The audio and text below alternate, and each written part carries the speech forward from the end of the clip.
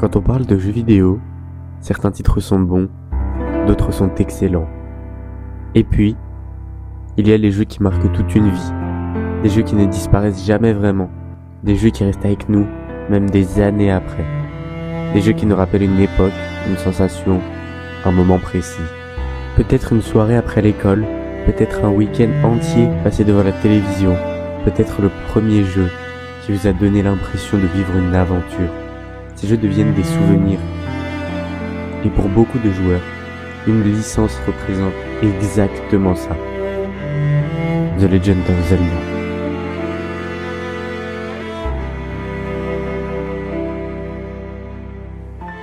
Depuis 1986, Zelda accompagne les joueurs. Elle nous fait explorer des forêts mystérieuses, découvrir des temples oubliés, traverser des déserts, naviguer sur des océans immenses. Mais surtout, elle nous a fait vivre des aventures. Parce que Zelda, ce n'est pas seulement une série de jeux, c'est une sensation, une musique, une atmosphère, mais surtout, une leçon de vie. Et aujourd'hui, je voulais simplement prendre quelques minutes pour dire une chose. Merci Zelda. La naissance d'une légende. Tout commence en 1986. À cette époque, le jeu vidéo est encore nouveau. Les jeux sont simples, souvent linéaires, souvent courts.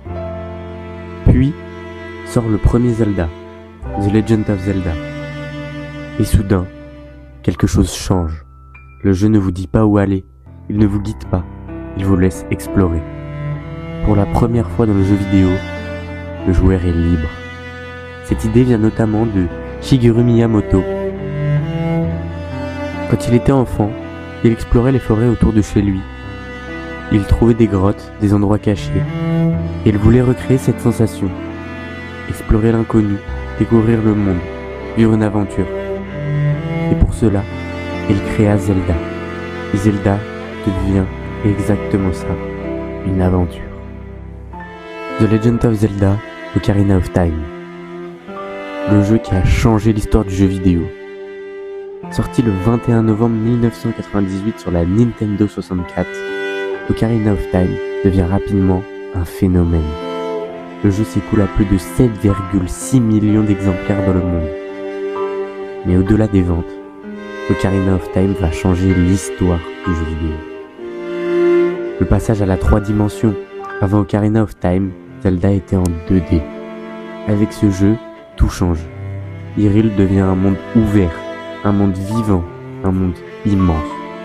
Le moment où Link sort de la forêt Kokiri et découvre la plaine d'Hyrule reste encore aujourd'hui l'un des moments les plus marquants de l'histoire du jeu vidéo. On commence l'aventure avec un Link enfant, un jeune garçon de la forêt Kokiri. Puis, l'aventure commence. Les temples, les villages, les personnages. Chaque lieu devient mémorable. Le village Cocorico, le lac Hylia, le désert Gerudo. Chaque zone possède une ambiance unique. Puis, enfin, arrive le temple du temps. Link retire la Master Sword. Et soudain, 7 ans passent. Link devient adulte. Le joueur grandit avec lui. C'est ce moment qui rend Ocarina of Time si spécial. Le jeu ne raconte pas seulement une aventure, il raconte le passage du temps. Ocarina of Time introduit des mécaniques aujourd'hui devenues standards. Et aujourd'hui encore, Ocarina of Time est considéré comme l'un des meilleurs jeux de tous les temps. The Legend of Zelda, Majora's Mask. Le Zelda le plus sombre jamais créé. Sorti le 27 avril 2000 au Japon, puis le 17 novembre 2000 en Europe, Majora's Mask débarque sur la Nintendo 64. À sa sortie, le jeu se vend à plus de 3,3 millions d'exemplaires dans le monde.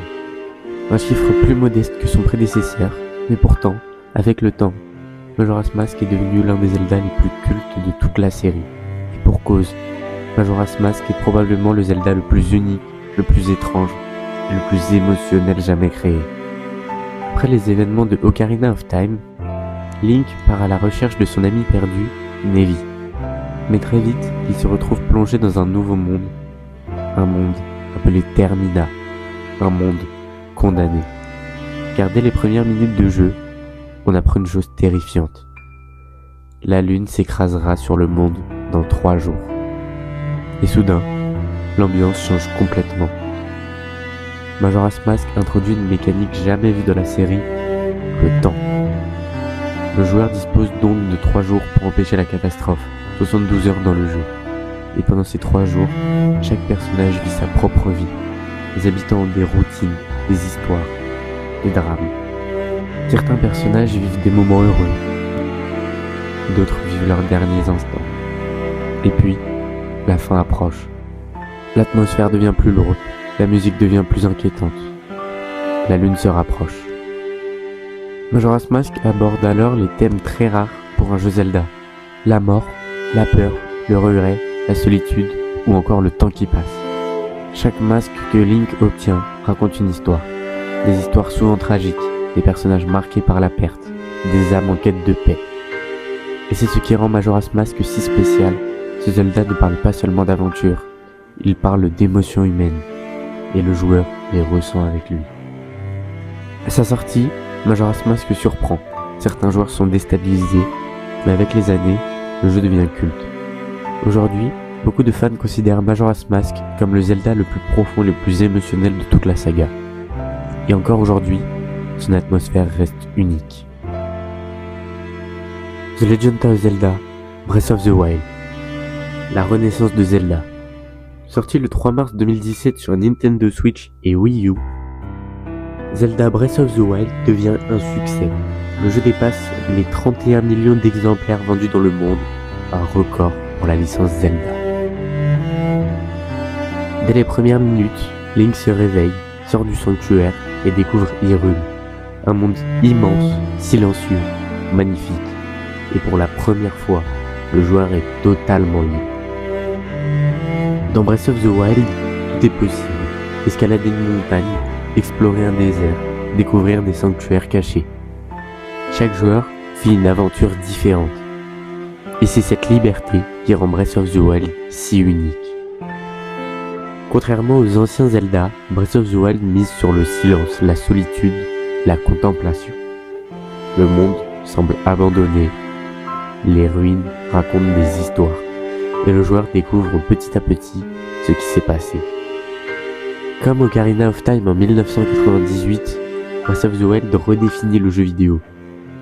Il influence toute l'industrie et prouve que, presque 40 ans après, Zelda peut encore évoluer.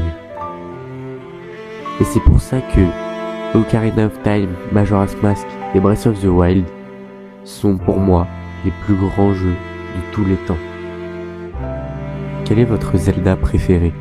Ocarina of Time, Breath of the Wild, Tears of the Kingdom? Dites-le en commentaire. Et si cette vidéo vous a rappelé des souvenirs, abonnez-vous. Parce que pour nous, la légende ne fait que commencer.